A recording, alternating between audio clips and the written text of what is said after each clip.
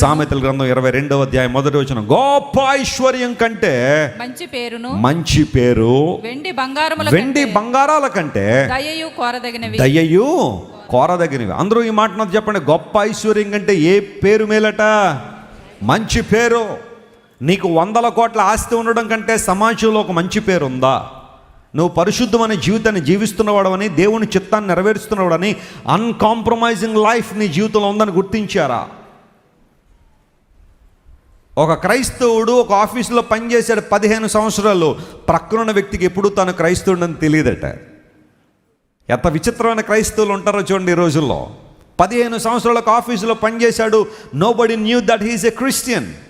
ఎందుకంటే ఆఫీసులో తను ఎప్పుడు ప్రార్థన చేయలేదు, దేవుని బిడ్డననే సందేశం ఎవరికి ఇవ్వలేదు, ఒక్కరికి కూడా క్రీస్తు ప్రేమ సువార్త ప్రకటించలేదు. తాను క్రైస్తవుణ్ణని నిరూపించుకోవాల్సిన సందర్భం ఏదైనా కనుక వస్తే తప్పించుకుని వెళ్ళిపోయాడు. కానీ నేను దేవుని బిడ్డనని చెప్పుకోవడానికి సిగ్గుపడి ఉంటాడు. బహుశా రహస్య క్రైస్తవ్యం కొంతమంది జీవిస్తూ ఉంటారు. 15 సంవత్సరాలకు ఆఫీసులో పనిచేశాడు, కానీ అతడు క్రైస్తవుడని ఎవరికీ తెలియదట. నువ్వు నిజంగా దేవుని బిడ్డవైతే చెప్పండి, మనం ఒక పెర్ఫ్యూమ్ కొట్టుకున్నాం అనుకోండి, మన చుట్టూ ఉన్న వాళ్ళకి స్మెల్ వస్తుందా లేదా? మంచి స్మెల్ వస్తుందా లేదా? ఓ పెర్ఫ్యూమ్ కానీ ఒక డియోడ్రెంట్ కానీ వేసుకున్నప్పుడు మనం అలా వెళ్తూ ఉంటే ఆ ఫ్రాగ్రెన్స్ మన చుట్టూ ఎలా అయితే ఉంటుందో, క్రిస్టియానిటీ కూడా ఒక ఫ్రాగ్రెన్స్. నువ్వు ఉన్న చోట నువ్వు దేవుని బిడ్డవని తెలియాలి. నువ్వు ఉన్న చోట నువ్వు ప్రార్థన చేస్తావని తెలియాలి. ఎవరైనా ఇబ్బందులు ఉన్నప్పుడు, బ్రదర్ బాధపడకండి, ప్రార్థన చేద్దాం, నా దేవుడు సజీవుడు, ఆయన ప్రార్థన ఆలకించువాడిని ధైర్యపరిచే అనుభవాలు ఎప్పుడైనా నీలో కనబడుతున్నాయా? మంచి సాక్ష్యాన్ని కలిగి ఉన్నావా?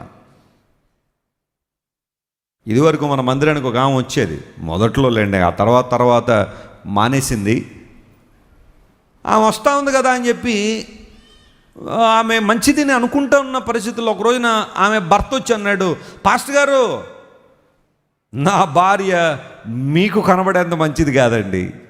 మందిరంలో చాలా చక్కగా కనబడుద్ది ప్రతి ఆదివారం, కానీ ఇంట్లో గయ్యాళ్ళ గంపండి, బండ బూతులండి, నోరు తెరిచిందంటే బాగోదండి, బండ బూతులు మాట్లాడితే మోసం అండి, భయంకరమైన పరిస్థితులండి అని ఆ భర్త చెబుతూ ఉంటే దేవుని సేవకులుగా ఏం చేయాలో అర్థం కాని పరిస్థితి.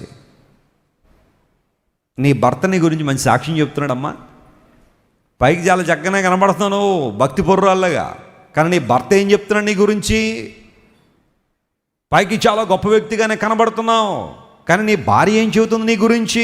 ఎందుకోసం? ఒక భర్త గురించి భార్య గురించి భర్తగా తెలిసినంతగా ప్రపంచంలో మరెవరికి తెలియదు. నీ గురించి నీ పిల్లలు చెప్పాలా, నీ భార్య చెప్పాలి, నీ భర్త చెప్పాలి, ఆ తర్వాత బయట వాళ్ళు చెప్పిన తర్వాత సంగతి. ముందు ఇంట్లో నీకు సాక్ష్యం ఉందా? నీ ఇంట్లో నీ గురించి ఏం చెబుతున్నారు? ఒకసారి ఒక క్రూసైడ్లో దేవుని వాక్యం చెప్పడానికి వెళ్ళాం. లక్షల రూపాయలు ఖర్చు పెట్టి క్రూసైడ్ పెట్టాం. చాలామంది దేవుని బిడ్డలు వచ్చారు అక్కడ దేవుని వాక్యం వినడానికి. సరే, ఎవరో ఒక ఆయన ఏమేమవకపోతే ఫీల్ అయిపోతాడని ఎవరు అన్నారని చెప్పి ప్రార్థన ఇస్తే, ప్రసంగం ముందు ప్రార్థన 25 నిమిషాలు చేశారండి ఆయన. 25 నిమిషాలు. చాలామంది కొత్తగా అప్పుడే ప్రభువుని తెలుసుకోవడానికి వచ్చిన వాళ్ళు చాలామంది ఉన్నారు.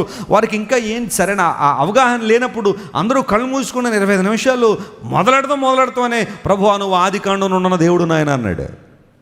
నాకైతే అర్థమైపోయింది నేను ప్రార్థన దాకా వదిలేడని. ఆదికాండం మొదలెట్టాడంటే ఎక్కడి దాకా వచ్చేది ఇప్పుడు ప్రకటన.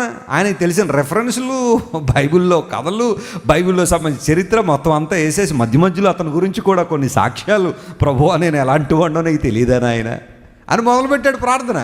25 నిమిషాలు ప్రార్థన చేసి చివర్లు అంటాడు, ప్రభువా ఈ చిన్న ప్రార్థన, ఆ చిన్న ప్రార్థన ఆయనది 25 minutes ఆన్ ఏ స్టేజ్. ఇంట్లో చేసుకో గంటలు 6 గంటలు చేసే 10 గంటలు చేసి నేను ఎవరు అడిగేవారు లేరు. కానీ అంతమంది దేవుని వాక్యం వినడానికి సిద్ధపడుతున్న సమయంలో ఇతను ప్రార్థన అందేసుకుని 25 నిమిషాలు ప్రార్థన చేశారు. ఎందుకంటే మళ్ళీ మనం మైక్ దొరుకుతుందో లేదో, దొరికిన సమయాన్ని సద్వినియోగం చేసుకుందామని.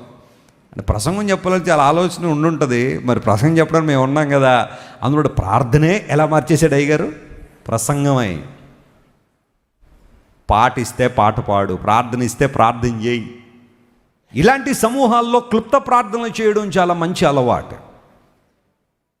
దేవుడు చూస్తున్నాడు. సరే, ప్రార్థన చేయొద్దని నేను తప్పని అంటలా, ప్రార్థన చేయొద్దని అంటలేదు, కానీ ఎక్కడ ఎలాంటి ప్రార్థన చేయాలో మనం తెలుసుకోవాలి. 25 నిమిషాలు ప్రార్థన చేసి క్లుప్త ప్రార్థన అంగీకరించిన అని చెప్పి స్టేజ్ దిగేసి వెళ్ళిపోయిన తర్వాత నాకైతే చాలా ఇబ్బంది అనిపించింది. యూజువల్గా నేను చాలా సహనం కలిగి ఉంటాను. అంత ఈజీగా ఎవరిని ఏమి అనబోను కూడా. కానీ ఎందుకో ఆయనేం అనలేదులేండి. వాళ్ళ భార్య దగ్గరికి వెళ్ళి అడిగాను, అమ్మ మీ ఆయన గారు స్టేజ్ మీద 25 నిమిషాలు ప్రార్థన చేశాడు, ఇంట్లో ఎంతసేపు ప్రార్థన చేస్తారని అడిగితే, పెళ్ళైందండి ఇప్పటిదాకా మా ఇంట్లో ప్రార్థన చేయడం చూడలేదండి ఆయన. తుస్సుమని పోయింది గాలి అంతా కదా. ఆ బెలూన్ ఊదిన తర్వాత గాలిపోత చూసారా, ఏదన్నా పిన్ను పెడితే అలా. ఇంట్లో ఎప్పుడూ ప్రార్థన చేయడండి, కానీ అదేంటో కానీ ఇలా స్టేజ్ మీద ప్రార్థిస్తే తర్వాత అడగని చేసేస్తారండి మా ఆయన అంది. అంటే ఎవరి కోసం అది? ఎవరు చూడాలని? ఎవరు చూసినా చూడకపోయినా దేవుడు చూస్తున్నాడు, ఆయన గమనిస్తున్నాడు. God is watching over you. మంచి సాక్ష్యము క్రైస్తవునికి చాలా ప్రాముఖ్యమైనది. గొప్ప ఐశ్వర్యం కంటే మంచి పేరు. మీరు ఇంతవరకు విన్న దైవ సందేశం మరియు దేవుని సేవకులు చేసిన ప్రార్థన మీకు ఆశీర్వాదకరముగా ఉన్నదని విశ్వసించుచున్నాము. ఈ సందేశాన్ని మీ స్నేహితులకు, బంధువులకు షేర్ చేయండి. మీకు ఏదైనా ప్రార్థన అవసరత ఉన్నచో మా ఫోన్ నంబర్లకు కాల్ చేయండి. దేవుడు మిమ్మల్ని ప్రేరేపిస్తే విశ్వాసంతో సాగుచున్న ఈ పరిచర్యను ప్రోత్సహించండి. మరిన్ని వర్తమానాలు, పాటలు వినుటకు జాన్ వెస్లీ మినిస్ట్రీస్ అను మా యూట్యూబ్ ఛానల్ను సబ్స్క్రైబ్ చేసుకొనండి. ప్రభువైన యేసుక్రీస్తు కృప మీకు తోడైండును గాక.